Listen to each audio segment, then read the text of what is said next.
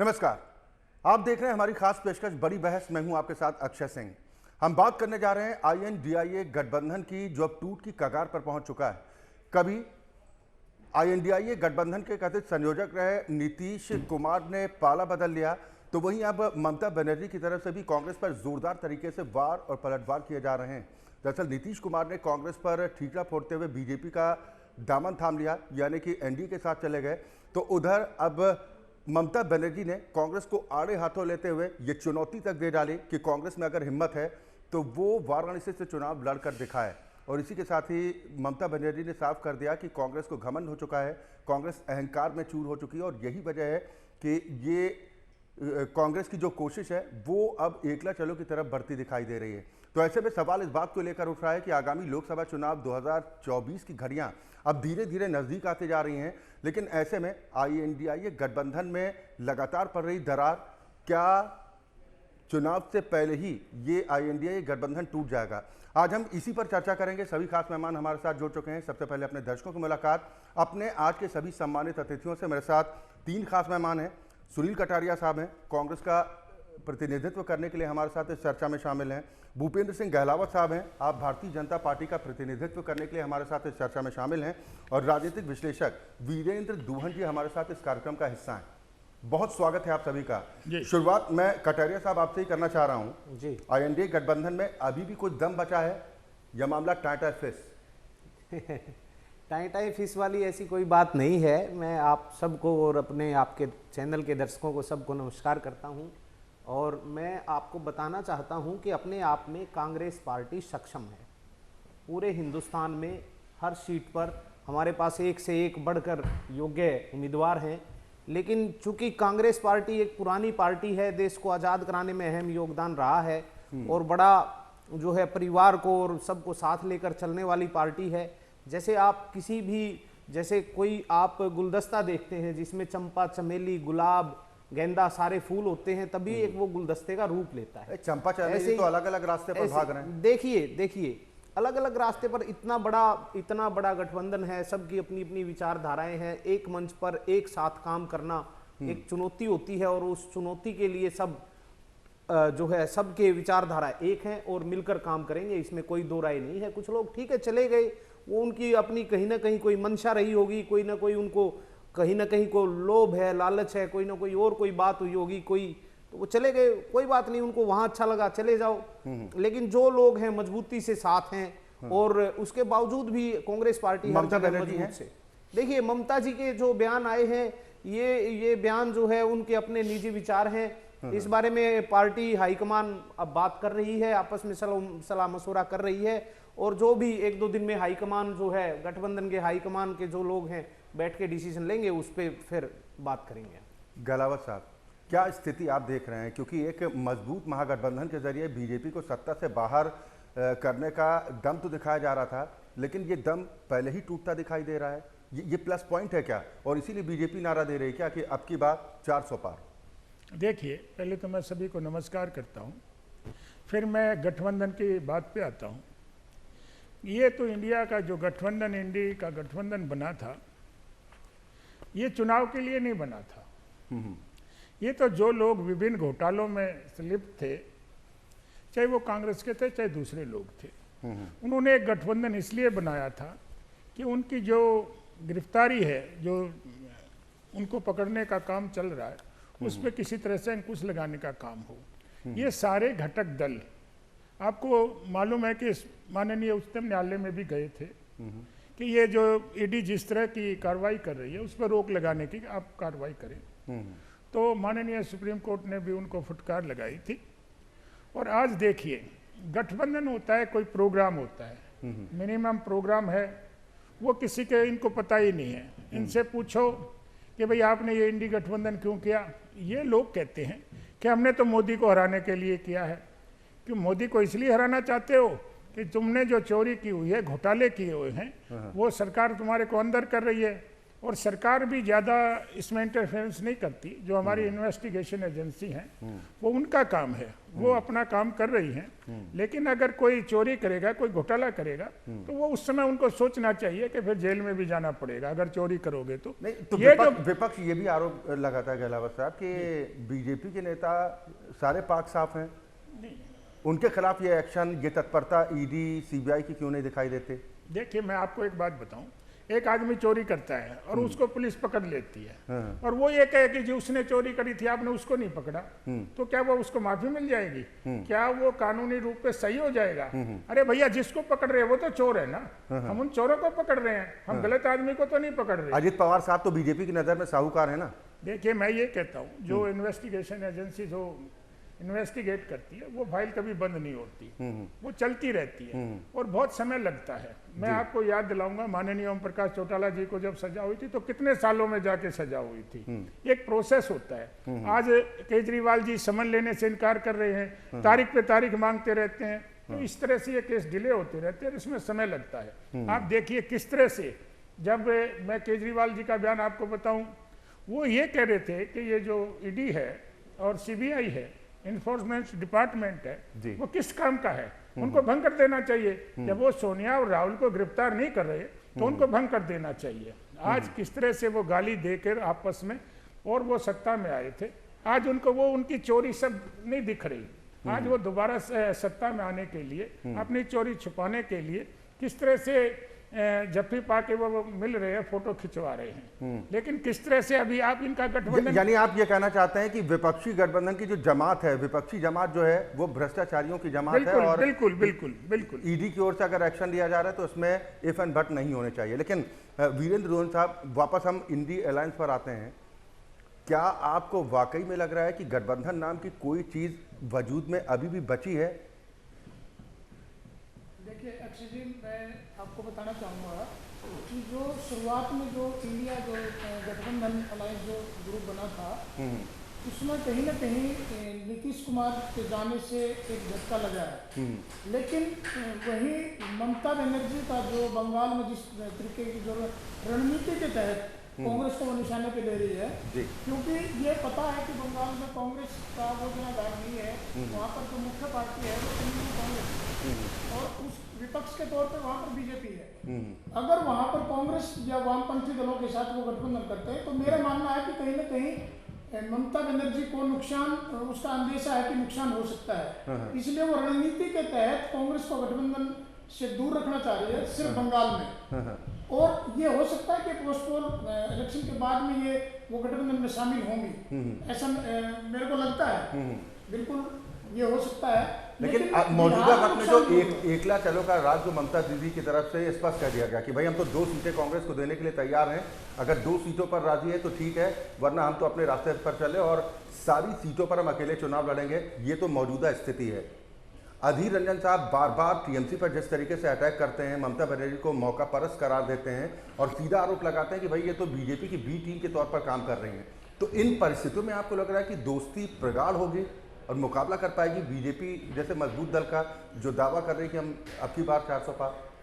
देखिए, बंगाल की जो राजनीति को जो नजदीक से देखने वाले लोग हैं, वो वहाँ पर अधीर रंजन जो है वो बार बार अटैक तृणमूल कांग्रेस पे रखते हैं, सरकार पे रखते हैं। मुख्य कारण एक अधीर रंजन का भी है, उसके बाद दूसरा जो कारण है वो वामपंथी दल जो है, तृणमूल कांग्रेस कभी भी नहीं चाहती कि वो वामपंथी दलों के साथ वहाँ पर गठबंधन करे। तो ये 2 मुख्य कारण हैं। और अगर अकेली कांग्रेस उसके साथ गठबंधन करना चाहती तो मेरा मानना था कहीं ना कहीं बार्गेनिंग हो जाती, 2 की जगह 3 हो जाती, सीटें मिल जाती। लेकिन क्योंकि कांग्रेस वामपंथी दलों को नहीं छोड़ सकती, गठबंधन ना होने का मुख्य कारण बंगाल में ये भी। कटारिया साहब सवाल तो इसी बात को लेकर है कि कांग्रेस पार्टी चाहती है कि भाई टीएमसी भी साथ में रहे और वामपंथी दल भी साथ में रहे, लेकिन वो दल जिसको हराकर ममता बनर्जी राज्य की सत्ता पर काबिज हुई हैं, उनके साथ वो कैसे जाएं? वो तो इसीलिए आरोप भी लगा रही हैं कि ये कोई खेल चल रहा है क्या, बीजेपी के साथ मिलकर कांग्रेस बी टीम के तौर पर काम कर रही है क्या? ये तो सीधा आरोप लगा रही हैं ममता बनर्जी।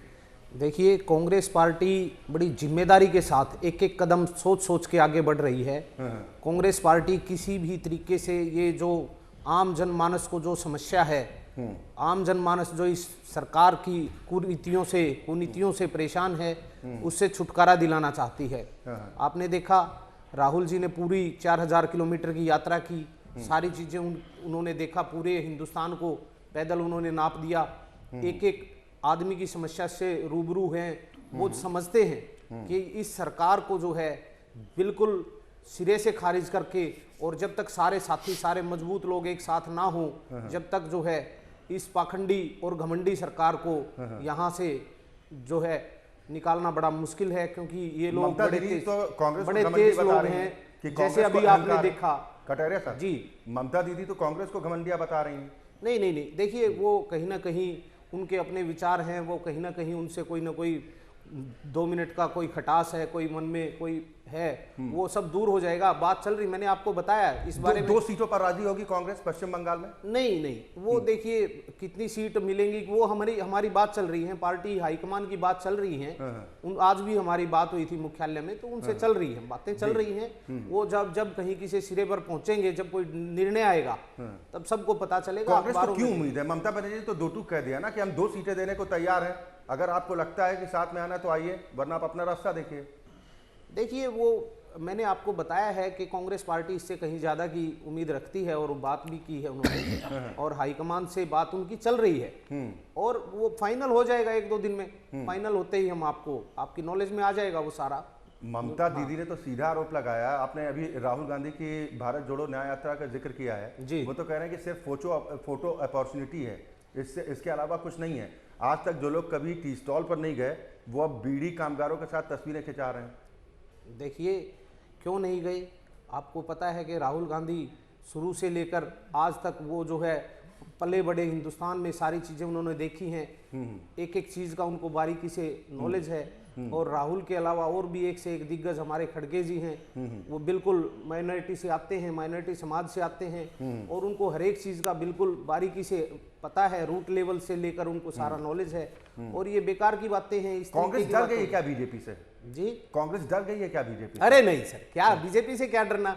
जो लोग अब इस मोड़ पे, चुनाव के बिल्कुल अहम मोड़ पे आके भगवान राम का नाम लेकर, भगवान राम का सहारा लेकर वोट मांगने के लिए निकल रहे हैं, उससे डरने की क्या बात है? बिल्कुल भी नहीं, सवाल ही नहीं पैदा होता। खड़गे साहब को किस बात का डर है? वो कह रहे हैं कि भाई सभी लोग एक हो जाओ, वरना मोदी का गुलाम बनना पड़ेगा। देखिए, कुछ लोग सत्ता का दुरुपयोग करते हैं, सत्ता का दुरुपयोग करके अभी आपने देखा चंडीगढ़ में जो मेयर का पद था, वो इन्होंने किस तरीके से हथियाया है। इसमें जो है बिल्कुल टीवी के सामने बिल्कुल वीडियो बनी हुई है, सारी चीजें सामने, ये तो मामला अदालत की दहलीज देख रहा है। ये तो मामला अदालत की दहलीज पर, हम अदालत में तो चला गया है, लेकिन अभी पुराना नहीं हुआ है। कांग्रेस क्या कटारिया साहब दम दिखाएगी? बिल्कुल, वाराणसी में चुनाव लड़े, प्रयागराज में बीजेपी के खिलाफ चुनाव लड़े, ये ममता दीदी बिल्कुल लड़ेंगे। और कौन उम्मीदवार होगा? हमारा जो इंडिया का जो गठबंधन होगा, उसमें ये बैठ के फैसला होगा, और जिसको भी गठबंधन की तरफ से हरी झंडी मिलेगी, वो अगर कांग्रेस पार्टी की जिम्मेदारी लगती है तो बिल्कुल लड़ेंगे, दल बल के साथ लड़ेंगे और पूरे विश्वास के साथ लड़ेंगे। वाराणसी से चेहरा कौन हो सकता है फिर? देखिए, ये हाईकमान का काम है, हम यहाँ बैठ के टिकटें नहीं बांट सकते। कुछ काम जो है हाईकमान का है, गठबंधन का काम है, वो लोग उन पे ही छोड़ दें तो अच्छा रहेगा। लेकिन सामने अगर देश के प्रधानमंत्री पद पर आसीन व्यक्ति का मोदी जैसा चेहरा हो, उसके सामने कैंडिडेट भी तो उस कद का होना चाहिए। क्या उस कद का नेता कोई कांग्रेस पार्टी में मौजूदा वक्त में आपको दिख रहा है? देखिए, मोदी जी प्रधानमंत्री है निसंदेह, लेकिन जब भी वो किसी पार्लियामेंट सीट से चुनाव लड़ने के लिए आएंगे तो वो एक कैंडिडेट के तौर पे ही आएंगे। ऐसा नहीं है कि वो प्रधानमंत्री के रूप में चुनाव लड़ेंगे, वो एक कैंडिडेट के तौर पे आएंगे। उनको काम गिनाने पड़ेंगे, रोजी रोजगार की बात बतानी पड़ेगी, उन्होंने कितनी यूनिवर्सिटी बनवाई है, उन्होंने कितने हॉस्पिटल खोले हैं, उन्होंने कोरोना काल का भी हिसाब देना पड़ेगा। और जो उन्होंने 2 करोड़ रोजगार हर साल देने की जो बात कही थी, उस हिसाब से जो उनके 20 करोड़ की जो रोजगार होने थे, वो रोजगार की उन्होंने बताना पड़ेगा कि क्यों वो पिछले 10 साल में सिर्फ 55 लाख रोजगार ही दे पाए। चलिए, बिल्कुल आप जिस बात का जिक्र कर रहे हैं कि भाई हम सवाल उठाएंगे कि 2 करोड़ नौकरियां कहां गई, 15 लाख कहां गए, और कहां गए एम्स और कहां गए बाकी अस्पताल, इसका जिक्र। लेकिन अभी तो राष्ट्रपति द्रौपदी मुर्मू ने भी जब गणतंत्र दिवस समारोह से पहले देश को संबोधित किया, सरकार की योजनाओं के बारे में बताया। प्रधानमंत्री ने भी बताया कि हमने अब तक पिछले 10 वर्षों में क्या कुछ काम किया है। तो एक तरफ जब आप कह रहे हैं कि देश में कोई काम नहीं हो पा रहा है, सिर्फ लोकतंत्र को कुचलने की कोशिश की जा रही है, फिर अलायंस की जरूरत क्या पड़ी? अगर जनता में इतनी नाराजगी है तो जनता खुद ही सत्ता से बाहर कर देगी। देखिए, मैंने आपको बताया है कि पार्टी बड़ी ऐतिहासिक पार्टी है, सब लोगों को साथ लेकर चलने वाली बात करते हैं। हम लोग हम 36 बिरादरी की सभी धर्मों को साथ लेकर, हिंदू मुस्लिम सिख ईसाई सबको साथ लेकर चलने की बात करते हैं। ये लोग अलग अलग धर्मों को अलग अलग तवज्जो देने की बात करते हैं। हम सभी घटक दलों को सबको साथ लेकर चलने की बात करते हैं। इसलिए पार्टी, कांग्रेस पार्टी के जो हमारे समारोह से दूरी बना लेते हैं, फिर आरोप तो ये भी लगेगा ना क्या कि अयोध्या में प्राण प्रतिष्ठा समारोह से दूरी बना ली। आप कह रहे हैं कि हम सर्वधर्म समभाव की बात करते हैं। देखिए, अयोध्या का ये राजनीतिकरण किया गया है, आप भी जानते हैं। आप जब रात को सोओगे तो अपने दिल पे हाथ रख के बोलना कि क्या ये राजनीतिकरण नहीं किया गया है। राम मंदिर को लेकर, भगवान श्री राम को लेकर इन्होंने जो है इलेक्शन में लाभ लेने की कोशिश की गई है। अदरवाइज चारों शंकराचार्य शामिल नहीं हुए। वो तो चुनावी एजेंडा था। नहीं, चारों शंकराचार्य थे ना। देखिए, राम काल्पनिक है, राम सेतु काल्पनिक है, राम कहानी है। नहीं, ये अपने अपने विचार हो सकते हैं, लेकिन हलफनामा है, आप कह रहे हैं कि विचार हो सकते हैं। विचार हो सकते हैं, निसंदेह ये विचार हो सकते हैं। उदित राज आपकी पार्टी के नेता हैं, वो कहते हैं कि अब तो देश में मनुवाद आ जाएगा, राम मंदिर बन गया इसलिए मनुवाद आ जाएगा। ये पार्टी की विचारधारा नहीं है, ऐसा नहीं है। बिहार में गठबंधन की सरकार अभी तक चला रहे थे आप लोग जी। रामचरितमानस का अपमान वहां का शिक्षा मंत्री अगर करता है तो उसका विरोध क्यों नहीं किया गया? फिर देखिए, कुछ मैंने बताया आपको, कुछ लोगों के अपने विचार हो सकते हैं। आपने मेरी बात बीच में काट दी, आपने मेरी बात बीच में काट दी। चारों शंकराचार्य से बड़ा देश का धर्म का प्रधानमंत्री कोई नहीं होता। चारों शंकराचार्य ने यह बताया है कि जब मंदिर अधूरा है, जब कोई शरीर पूरा ही नहीं है, तो उसमें आप प्राण कैसे डाल सकते हैं? सोमनाथ मंदिर का निर्माण हुआ था, जब गर्भगृह पर वहां पर प्राण प्रतिष्ठा की गई थी, उसके 14 साल बाद, 16 साल बाद तैयार हुआ था ना मंदिर। देखिए, तब कहां थे? देखिए, ये इतना हाई प्रोफाइल मामला है। चारों शंकराचार्य के आपने हाई प्रोफाइल है या कांग्रेस के लिए कमजोर कड़ी है? नहीं, कोई कमजोर कड़ी नहीं है। हम आज भी उसी विचारधारा पे हैं, हम आज भी वही बात करते हैं। अगर मंदिर पूरा बना होता, अगर चारों शंकराचार्य ये जो धर्म के प्रधानमंत्री हैं, अगर वो ये बताते कि ये बिल्कुल ठीक है और सही समय है, तो कांग्रेस पार्टी भगवान राम के लिए क्यों नहीं जाती? बिल्कुल जाती। लेकिन जब चारों शंकराचार्य ने एक सिरे से खारिज कर दिया, आप बताइए, जवाब दीजिए, क्यों नहीं आए चारों शंकराचार्य? क्यों नहीं आए? कारण बताइए। क्या वो राजनीति करते हैं क्या? गहलावत साहब इस पर जवाब देंगे। गहलावत साहब इस पर जवाब भी दीजिए। और क्या राम मंदिर को लेकर जो विपक्षी चिंता इस बात को लेकर है कि बीजेपी ने बाकायदा इसकी ब्रांडिंग करके चुनाव में फायदा उठाने की कोशिश की है, इसका भी जवाब दीजिए। आपको याद होगा कि जब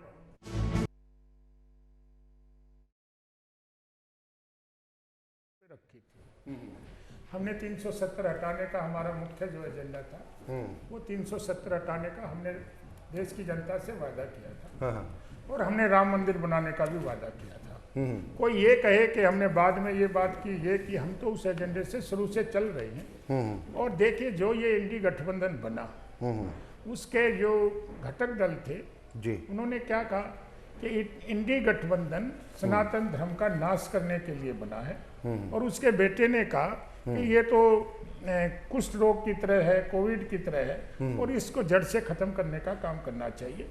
राहुल गांधी जी कहते थे कि राम तो थे ही नहीं, ये तो काल्पनिक है।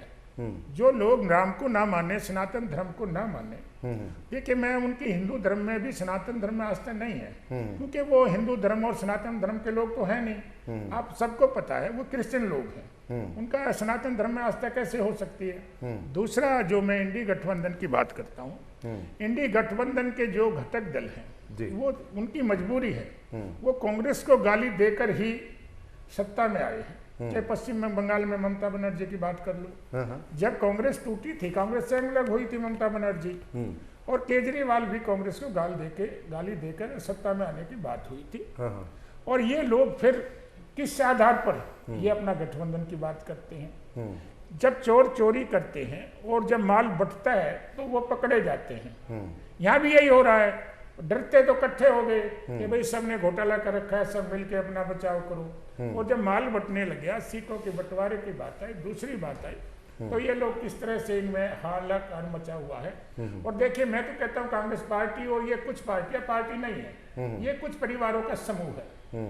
देखिए, सबसे पहले तो नेहरू जी आए, फिर इंदिरा जी आई, फिर राजीव जी आए, संजय जी आए, सोनिया जी आई, फिर राहुल जी आए। तो भरोसा तो लोगों ने किया ना गहलोत। देखिए मैं बताता हूँ, इसी तरह से आप सपा को ले लीजिए, मुलायम सिंह यादव, डिम्पल यादव, शिवपाल यादव, अखिलेश यादव, और इसी तरह से हरियाणा में अगर कांग्रेस के लोग, पहले तो चौधरी रणवीर सिंह जी चुनाव लड़ते थे, फिर वो चुनाव हार गए, उनका भाई, उनका दूसरा बेटा लड़ा, फिर उनका भूपेंद्र सिंह हुड्डा जी चुनाव लड़े, फिर उनका बेटा आ गया, और दूसरे भी जो 3-4 लोग हैं जिसको SRK कहते हो, उनका भी यही हाल है। चौधरी बंसीलाल जी थे, सुरेंद्र थे, फिर उनकी बहू आ गई, फिर पोती आ गई, और इसी तरह से सुरजेवाला के फादर थे, फिर सुरजेवाला खुद आ गया, और इसी तरह से चल जाती। ये तो 4-5 परिवार इकट्ठे होके चले, यानी आप ये कह रहे हैं कि परिवार को बचाने की लड़ाई है, और खासतौर पर भ्रष्टाचारियों की जमात जिसका आप बार बार जिक्र कर रहे हैं। ये तो अस्तित्व की लड़ाई लड़ रही लेकर है कि ये कहा जा रहा है कि मुकाबला 2024 का दिलचस्प होगा, और तमाम विपक्षी पार्टियां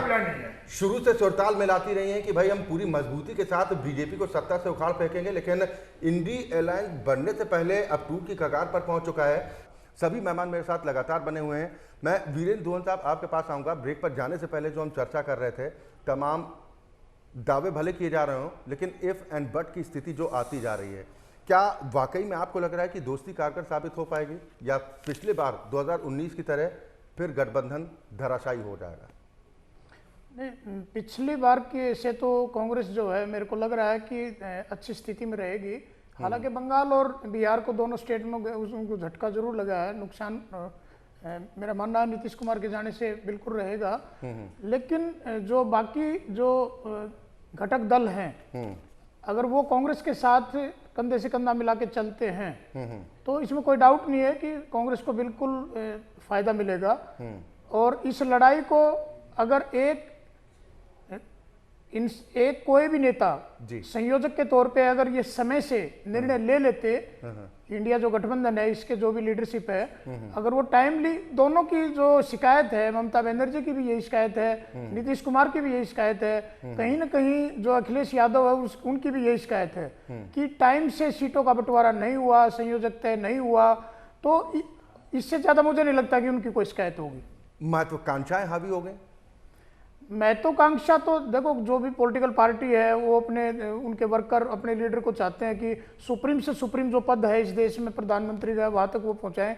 लेकिन स्थिति का सभी को पता है कि कांग्रेस इन सभी घटक दलों को साथ मिलकर, कांग्रेस सबसे बड़ा दल है, उसको बिल्कुल इग्नोर नहीं किया जा सकता। नीतीश कुमार जी का दर्द हो या फिर ममता बनर्जी जी का दर्द हो, जिस तरह से उन्होंने कहा, क्या इसके पीछे आपको लग रहा है कि कांग्रेस अपनी रणनीति पर चल रही थी कि एक तरफ दोस्ती का हाथ भी बढ़ाती चल रही थी, दूसरी तरफ जो 5 राज्यों के विधानसभा चुनाव हुए उसमें पहले इंतजार किया कि भाई हम इलेक्शन के बाद ही गठबंधन पर आगे बढ़ेंगे, और उसके बाद अब राहुल गांधी की भारत जोड़ो न्याय यात्रा, क्या क्षेत्रीय दलों को यह लग रहा था कि कांग्रेस हमारे साथ कहीं गेम करने की तैयारी तो नहीं कर रही, इसी वजह से स्थिति ज्यादा बिगड़ रही है? बिल्कुल, नीतीश कुमार की खुद की इच्छा शुरू से यही थी, इंडिया गठबंधन जब इसका गठन हुआ, कि कहीं ना कहीं संयोजक के तौर पे, एक चेहरे के तौर पे नीतीश कुमार को आगे किया जाएगा। लेकिन उसमें जो बात मीटिंग में निकल के आई कि भाई ममता बनर्जी ने इस पे सहमति नहीं दर्ज की, तो कहीं ना कहीं कांग्रेस भी असमंजस की स्थिति में रही कि भाई हम नीतीश को डिक्लेयर करें नहीं करें, ममता बनर्जी नाराज हो जाएगी, और इस असमंजस की स्थिति के कारण ही ये नुकसान कहीं ना कहीं हुआ है। नहीं तो नीतीश कुमार का मुझे नहीं लगता था कि नीतीश कुमार गठबंधन को छोड़ के चले जाते। यानी उन्हें कोई रास्ता आगे दिखाई नहीं दिया, उन्हें लग रहा था कि इसी तरह खिचड़ी पकती रहेगी, चुनाव भी नजदीक आ जाएगा, और उसके बाद जो अकेले चुनाव लड़कर अगर फायदा उठाया जा सकता है वो साथ में रहने से और नुकसान हो जाएगा। नीतीश कुमार ये चाह रहे थे कि टाइमली संयोजक का पद जो है बिल्कुल वो डिक्लेयर होना चाहिए, कौन संयोजक है गठबंधन का, उसके बाद में सीटों का बंटवारा है वो, और जो अब चल रहा है उससे पहले, कम से कम 1.5 से 2 महीना पहले अगर सीटों का बंटवारा होता तो ये स्थिति शायद कुछ और ही होती। कटारिया साहब, न सीटों पर बात, न साझा रैली, राहुल की यात्रा से INDIA की दूरी, मतलब क्या है इसका? इसकी दूरी, INDIA से दूरी, राहुल गांधी की भारत जोड़ो न्याय यात्रा की, इसका मतलब क्या है? इसी बात की नाराजगी है ना क्षेत्रीय दलों को? नहीं, ऐसा नहीं है। राहुल जी अपनी यात्रा निरंतर कर रहे हैं और सभी दल जो हमारे घटक दल हैं साथ हैं। कभी किसी दिन किसी को कोई काम है, कोई जिम्मेदारी और है, कहीं किसी की कोई और प्रोग्राम पहले से तय है, वो अगर वो कहीं और जाते हैं या कोई ऐसी बात है तो वो अलग बात है। इंडिया गठबंधन मजबूत है और जो जिन लोगों को जाना था वो लोग जा चुके, बाकी सब लोग ममता दीदी ने तो यही कहा कि भाई पश्चिम बंगाल यात्रा पहुंच रही है, मुझे कोई जानकारी नहीं है, मुझे प्रशासनिक अधिकारियों से जानकारी मिल रही है। ये दोस्ती कैसी? उनकी कोई ना कोई नाराजगी है, कोई बात है जो मैं बता चुका हूं आपको।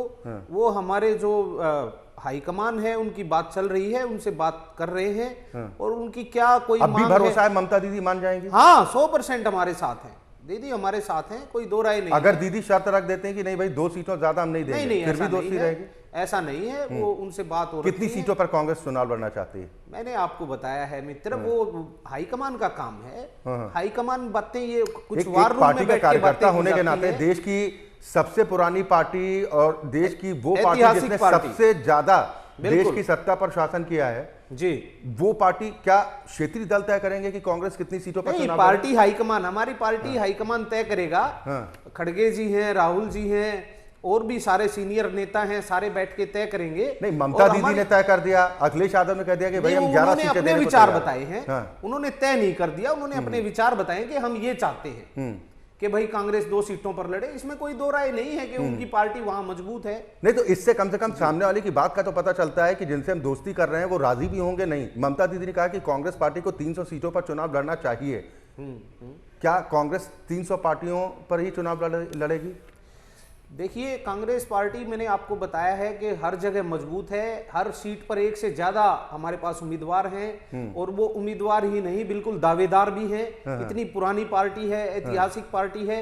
लेकिन जैसे ही घटक दलों से जब सीटों के बंटवारे की जो बात हो जाएगी, तय हो जाएगा सब कुछ, तो उसके बाद ये डिसीजन होगा। उसके बाद हम आपको बता सकेंगे कि कहां से कौन पार्टी और कहां से कौन पार्टी और कहां से आपको लग रहा है कि अखिलेश यादव उत्तर प्रदेश में 40 सीटें देंगे कांग्रेस को? वो तो पहले कह चुके हैं 11। हो सकता है, बिल्कुल हो सकता है, बिल्कुल दे सकते हैं। हमारी बात चल रही है, अभी फाइनल थोड़ा ही हुआ है, अभी कोई भी बात फाइनल नहीं हुई। जब भी जो भी बात फाइनल होगी तो वो सामने आएगी आपके। अब ये चीजें पार्टी हाईकमान की बातें हैं, हम स्टूडियो में बैठ के थोड़ा ही तय कर सकते हैं। नहीं तो बीएसपी सुप्रीमो मायावती से भी कुछ नजदीकी बढ़ रही क्या कांग्रेस की? देखिए, मायावती जी हम पहले भी हमारे साथ रही हैं। वो पहले बीजेपी के साथ भी रही हैं, लेकिन अब इन दिनों हमारे जो है हमारी पार्टी हाईकमान से उनकी बात चल रही है और हो सकता है वो साथ लड़ेंगी। अखिलेश यादव नाराज हो जाएंगे फिर? नहीं, अखिलेश जी वो बुआ भतीजा है उनका, उनका अच्छा रिलेशन है। और बुआ भतीजों के रिश्तों में किस तरह की तलखी रही है ये तो हाल फिलहाल के बयानों से ही पता चलता है ना। देखिए, हालांकि मायावती जी का एक बयान आया है कि वो सभी सीटों पर अकेली लड़ेंगी, लेकिन ऐसा नहीं है। ये फाइनल डिसीजन नहीं हुआ है। ये फाइनल डिसीजन आप जब तक हमारे सारे ऑफिशियल हमारी पार्टी की जब तक कोई हमारे हाथ में लिस्ट नहीं आती, जब तक आपको पता हम नहीं बता सकते कि कहां से कौन लड़ रहा है। एक आम पार्टी कार्यकर्ता होने के नाते मैं आपसे समझना चाह रहा हूं, उत्तर प्रदेश में कांग्रेस कितनी सीटें डिजर्व करती है चुनाव लड़ने के लिए? उत्तर प्रदेश में देखिए, आपकी बात ही कहूंगा मैं, कम से कम 40 सीट तो होनी चाहिए जी। लेकिन अखिलेश यादव कह रहे हैं कि 1 सीट जीतने वाली पार्टी 40 सीटें अगर मांगेगी तो कैसे? नहीं, 11 सीट की तो अखिलेश कह ही रहे थे, आपके सामने की बात है। लेकिन ऐसा नहीं है, पार्टी हाईकमान अपने लेवल पे बात कर रही है और वो जब भी जहां जिस आंकड़े पे भी बात तय हो जाएगी तो वो सबके सामने आ जाएगा। गहलावत साहब क्या कहेंगे? अखिलेश यादव पहले ही साफ कर चुके हैं, ममता बनर्जी साफ कर चुकी हैं, लेकिन अब बीएसपी सुप्रीमो की तरफ से राहुल गांधी की इस भारत जोड़ो न्याय यात्रा का स्वागत किया गया यूपी में। वो कह रहे हैं कि हम यात्रा का स्वागत करते हैं। ये करीबी कुछ आपको समझ आ रही है? देखिए अक्षय जी, पहले तो मैं ये कहूँगा कि ये चाहे गठबंधन में लड़े चाहे अलग अलग लड़े, इन पार्टियों को कोई वजूद नहीं है।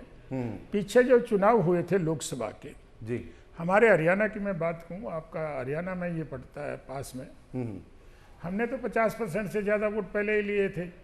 अगर इन सारे लोग जितने भी चुनाव लड़ रहे थे उनकी सबकी वोट भी जोड़ ली जाए, जब भी हम उनसे बहुत आगे थे।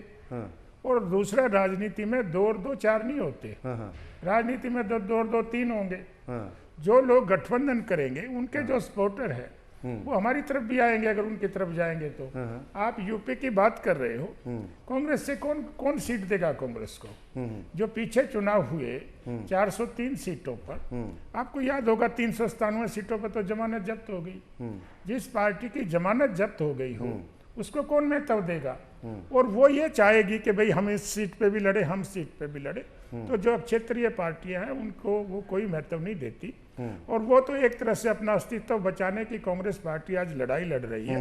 कांग्रेस पार्टी का कुछ नहीं है। और जब मैं एक ही आदमी उनके पास था, नीतीश जी की मैं बात करूं, हमने साथ काम किया है। जब कर्पूरी ठाकुर जी बिहार के मुख्यमंत्री थे 1977 में जी, तो हम लोग उस समय जनता पार्टी में थे और हमने नीतीश जी और केसी त्यागी जी हमने सबने साथ काम किया हुआ है। उन पे एक आरोप बिल्कुल भी नहीं है, ना तो वो परिवारवाद की बात करते हैं, ना उन पे कोई भ्रष्टाचार का आरोप है। अगर एक आदमी अचानक सुर बदल गए, जैसे ही साथ में आए वैसे ही, देखिए सर्कमस्टांसेस पॉलिटिक्स में होते रहते हैं, वो अलग चीज होती है। हर आदमी ये तो चाहता है कि वो सत्ता में रहे, ये तो सब चाहते हैं जो पॉलिटिक्स में आएगा। जब तक आपके पास सत्ता नहीं होगी तो आप लोगों का काम भी नहीं कर सकते। लेकिन ये जैसे लोग कंडीशन रख रहे, सत्ता का लोभ है ना, फिर तो नहीं, वो इस बात पे भी सहमत नहीं थे कि भाई चोरों को ना पकड़ा जाए, चाहे वो किसी हालात में भी उनके पास थे। लेकिन एक आदमी जो जैसा आदमी होता है वो उसी के ग्रुप में जाता है। जब यहाँ कोई परिवारवाद की बात नहीं होती, भ्रष्टाचार की बात नहीं होती, तो उनको हमारे पास आना था, वो हमारे पास आ गए। और दूसरा जो कांग्रेस पार्टी है वो एक अस्तित्व की लड़ाई लड़ रही है। वो तो किसी भी तरीके से वो तो ये चाहते हैं कि वो राहुल किसी तरह से एडजस्ट हो जाए। नहीं तो ममता बनर्जी ने और केजरीवाल जी ने खड़गे जी का नाम भी रखा था कि उन्होंने एक्सेप्ट किया, सारी पार्टियां उसको तैयार थी। लेकिन वो तो ये चाहते हैं कि अपने परिवार के बाहर कोई किसी चीज को, किसी को देख के खुश नहीं है। और अभी आप देखना, अभी तो कितने लोग कांग्रेस छोड़ करके जाने वाले हैं, अब अभी देखना ये गठबंधन से। कटारिया साहब को आप और डरा रहे हैं। देखिए अभी जो महाराष्ट्र में जो लोग गए वो क्यों गए कि जब वो सीट ही दूसरों को चली गई। गठबंधन से जहाँ फायदा होता है नुकसान ज्यादा होता है। जिन अब कोई वहां से कैंडिडेट है वो दूसरी पार्टी को चली जाएगी तो वो लोग क्या करेंगे, वो ढोल थोड़ी बजाएंगे वहाँ, वो किसी ना और जगह अपना रास्ता देखेंगे। और मैं एक और बात कहता हूँ, ये जो पूरा जो कांग्रेस की पार्टी की बात मैं करता हूँ जी, इन्होंने क्या किया है सिवाय अपने परिवार को पालने के अलावा। आज हमारे पे एलिगेशन लगता है ईडी का और सीबीआई का लगता है। आप देखिए सोनिया और राहुल के खिलाफ जो केस बना, तब कौन मुख्य प्राइम मिनिस्टर थे? मनमोहन सिंह जी। हमारी सरकार ने तो कुछ नहीं किया। लेकिन अगर कोई घोटाला करेगा, कोई षड्यंत्र करेगा तो इन्वेस्टिगेशन एजेंसी उनको गिरफ्तार करने का काम करेंगी। ठीक है। और जो भी जितने भी ये केस बने हैं, मैं भूपेंद्र सिंह हुड्डा के ऊपर केस है, वो हमने नहीं किया। जिन किसानों की जमीन के उसने नोटिस देके और जमीन अपने नाम आदमियों के नाम एग्रीमेंट करा लिया, फिर नोटिस वापस लेके लूटने का काम किया, 1500 करोड़ रुपए का घोटाला हुआ, वहां के किसानों ने उनके खिलाफ केस किया हुआ है। जो 20 प्लॉट HSIDC के थे सारे के सारे अपने रिश्तेदारों को दे दिए। जो ठीक है, यानी आप कह रहे हैं कि भ्रष्टाचार पर चोट इस तरह की जारी रही है। कटारिया साहब, अब भी आपको उम्मीदें दिखाई देती हैं, क्योंकि कांग्रेस पार्टी ने तो साफ कर दिया कि भाई दिल्ली में तो हम 13 सीटों पर प्रचार करेंगे, उधर पंजाब में भगवंत सिंह मान साहब की तरफ से कह दिया गया कि हम 13 सीटों पर चुनाव लड़ेंगे। तो आम आदमी पार्टी से भी तो बातचीत बनती नहीं दिखाई दे रही। देखिए मैंने आपको बताया है हमारे पास एक से एक योग्य उम्मीदवार हैं, और जहां बात बनती है बने, जहां बात नहीं बनती है ना बने, कोई बात नहीं। पार्टी बहुत मजबूत पार्टी है, देश को स्वतंत्रता दिलाने वाली, आजादी दिलाने वाली पार्टी है। हर जगह मजबूत दावेदार हैं, एक से ज्यादा हैं, हकदार हैं। और वो जहां पार्टी जब लगेगा कि भाई ठीक इतने हकदार होने के बाद, इतने मजबूत और इतनी ऐतिहासिक पार्टी होने के बावजूद भी आज ये स्थिति हो गई कि कांग्रेस ये नहीं तय कर पा रही अब चुनाव में कितना वक्त बचा है। सर देखिए अभी ये नहीं तय कर पा रही कि कांग्रेस पार्टी चुनाव ही कितनी सीटों पर लड़ेगी। देखिए पार्टी अपने आप में मजबूत है, हर जगह तैयार है, लेकिन घटक दलों को पार्टी जो है साथ लेकर चलना चाहती है। जो आएगा उसका स्वागत है, जो नहीं आएगा कोई बात नहीं। हम हमेशा पहले भी तैयार थे, आज भी तैयार हैं। कांग्रेस पार्टी ऐतिहासिक पार्टी है, आपको मैं बता चुका हूं, इसमें कोई अतिशोक्ति नहीं है। और एक से एक मजबूत हमारे पास उम्मीदवार हैं। ठीक, उम्मीद पर दुनिया भी कायम है और शायद कांग्रेस भी इसी उम्मीद से आगे बढ़ रही है कि चलो दोस्ती, चलो 1-2 जाते हैं, लेकिन अभी 28 दल थे, 28 में अगर 2 भी निकल जाते हैं तो 26 दल तो हैं, उनसे आगे बात बढ़ाने की कोशिश की जाएगी। लेकिन उन क्षेत्रीय दलों में भी कितना दम है इसका आकलन भी बेहद जरूरी है। एक फाइनल रिएक्शन वीरेंद्र दुहन साहब मैं आपसे चाह रहा हूँ, आपको कितनी उम्मीदें अभी भी दिखाई दे रही हैं इंडी अलायंस को लेकर कि बात बन पाएगी? देखिए, जो गठबंधन जब ये स्टार्टिंग हुई थी इंडिया गठबंधन के तौर पे, जब ये 28 दल इकट्ठे हुए थे, उस टाइम पे जो एक मूवमेंट बना जी, कहीं ना कहीं मेरा ये मानना है कि नीतीश कुमार के जाने से झटका लगा है, नुकसान हुआ है। अब इस नुकसान की भरपाई इस चुनाव तक कैसे कर पाते हैं, इस रणनीति पे कांग्रेस को काम करना चाहिए।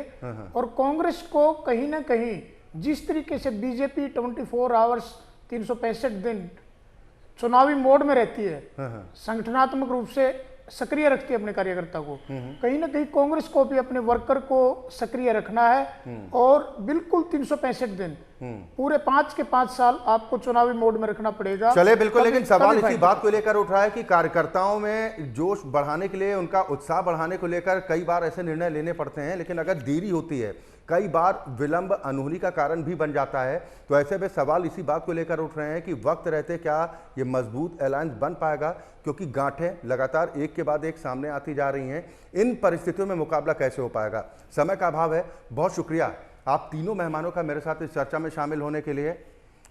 तो कुल मिलाकर मिशन 2024 का मुकाबला दिलचस्प तो कहा जा रहा था, लेकिन मौजूदा जो स्थिति इंडी अलायंस को लेकर है वो कहीं ना कहीं असमंजस की स्थिति में ममता बनर्जी के तेवर सामने आ ही चुके हैं। नीतीश कुमार पाला छोड़कर जा चुके हैं, अखिलेश यादव 11 सीटों का न्योता दे चुके हैं। सवाल ये है कि कांग्रेस अभी तक ये नहीं तय कर पा रही है कि हम कितनी सीटों पर चुनाव लड़ेंगे। इन परिस्थितियों में कैसे कार्यकर्ताओं का उत्साह बढ़ेगा और कैसे बीजेपी का मुकाबला कर पाएगी कांग्रेस पार्टी। इसी के साथ बड़ी बहस में अभी के लिए बस इतना ही। MH1 न्यूज़ में खबरों का सिलसिला लगातार जारी।